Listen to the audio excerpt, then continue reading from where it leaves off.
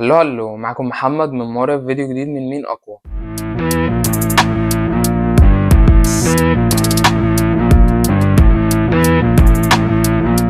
قبل ما أبدأ حابب أشكر كل حد عمل لايك شير كومنت على الفيديو اللي فات، ولو مش عامل سبسكرايب انزل اعمل علشان ما يفوتكش فيديو كل جمعة. ومين أقوى النهاردة هيكون بين فنانين كوميديين بنحبهم، محمد سعد محمد هنيدي. يلا بينا. Round 1 Fight. النقطة الأولى هتكون عن السينما. بص يا حبيب المحلات، توسكانيني يا عيني على الاسم. توسكانيني ده من اشهر محلات الاكل في امستردام. ياك شايف تكون بتحلم تشتغل فيه. فشر اشتغل وحياتك لا اشتريه كمان، هي الاحلام بفلوس. يا سلام. ايه مالك؟ ايه يا ام بتعشى. وايه اللي مدهولك كده؟ اوعى وانت تكون حكايه ايمان هي اللي مأثره فيك. ما تأثر، انا هتأثر اكتر من كده. I need this book. You need it? هو انت اشتريتيه بقى؟ No. يا جيجا no. Why no? No. انت طيب قوي يا خلف، رومانسي قوي، فيك حاجه حلوه. والله كل الناس بتقول لي ابقى ماشي خلف فيك حاجه حلوه. انت داي ليه؟ يا حسين يا حسين، انت نسيت عملت فينا ايه؟ حاسب عشان دي شقة خالي، بلاش الكرسي ده عشان بتاع مين خالك ده؟ أنا شاكر يعني؟ حكم القانون والعرف أنا الخليفة ولي الأمر وعليكم الطاعة. النهاردة يوم الحساب. انتوا شايفيني كافر ودم حلال، وأنا شايفكم كده بالظبط. هتقولوا مين منكم بره هو اللي بينفذ وبيخطط؟ تبقى ماشي. مش هتقولوا هعاملكم معاملة المفسدين في الأرض، ولأقطعن أيديكم وأرجلكم من خلاف. حساب تقيل وإحنا مش غربة عن بعض، وهو ده القانون. اللي عايز يموت يسكت، اللي عايز ينجي نفسه يتكلم.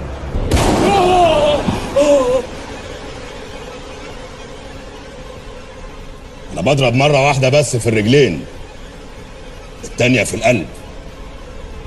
أيوة أنا فرعون زي ما بتقول، وعبد العزيز ده هامان. اللي كفر الحاكم عبد العزيز يبقى إيه؟ يبقى كافر يا فندم، وهكفر سيئات أمه كمان.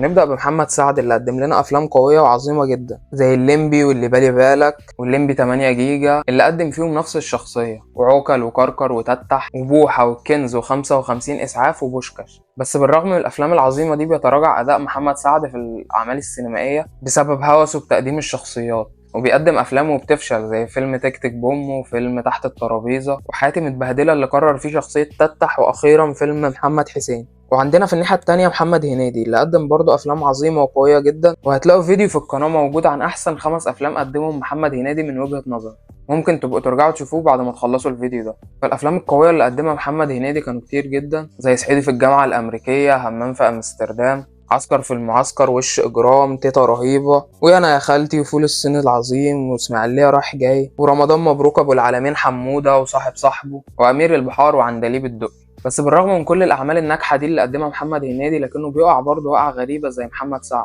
وأغلب أفلامه الأخيرة أو كلها فشلت، زي يوم ملوش لازمة اللي ده يعتبر بداية محمد هنيدي في الفشل في السينما، بعدين الإنس والنمس ونبيل الجميل أخصائي تجميل، وأخيرا فيلم مرعي البريمو. وبالرغم ان محمد سعد ومحمد هنيدي قدموا اعمال ناجحه جدا واعمال فاشله جدا برضه، لكن بيتفوق هنيدي في نقطه السينما لان افلامه كانت اهم من افلام محمد سعد، لو ما كانتش موجوده في السينما المصريه كانت هتاثر عليها. وكده يكون 1-0 لمحمد هنيدي.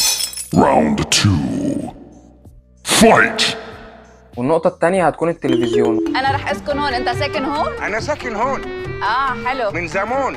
أنا حناوي، أنا الحاج اكسلانس، إحنا ملوك السوق. ده الحاج حناوي رئيس اتحاد الملاك، ملك وإمبراطور الوكالة. اكسلانس الاكسلانس يعني تعدي كده كله يتشقلط. احذر الحاج اكسلانس.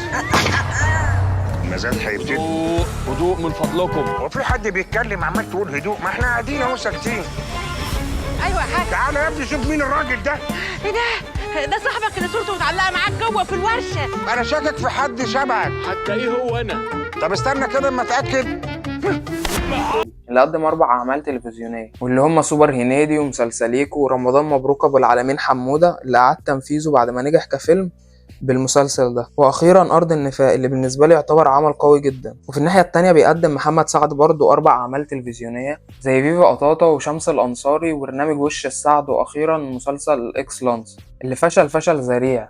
فمن الاعمال الاربعه اللي قدمهم محمد سعد ما نجحش غير عمل واحد بس وهو فيفا قطاطا. وفي الناحيه التانية هنيدي بينجح في كل اعماله التلفزيونيه، فمن غير كلام كتير في النقطه دي يستحقها محمد هنيدي عن جداره، ويكون 2-0 لمحمد هنيدي. Round 3. Fight!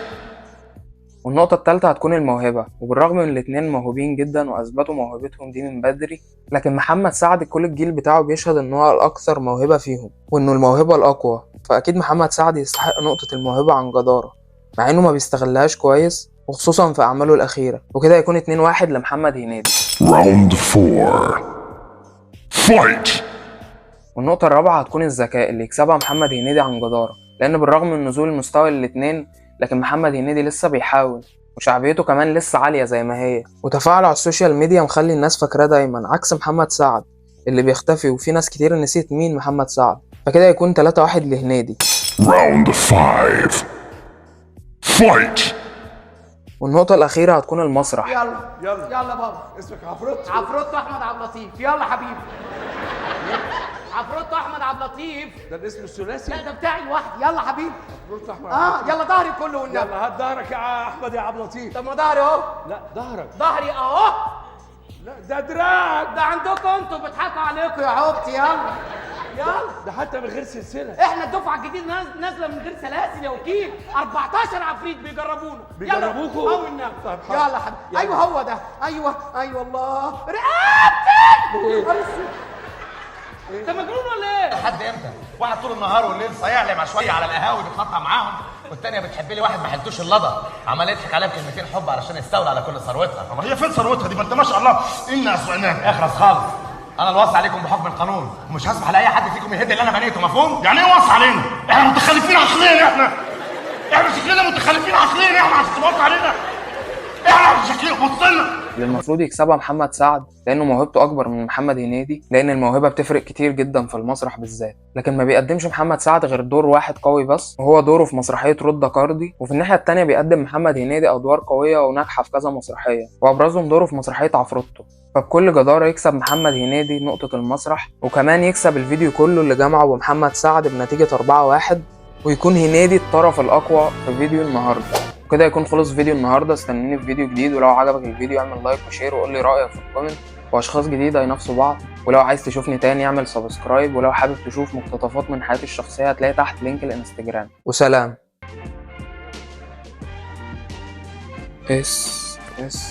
السلام عليكم. وعليكم السلام.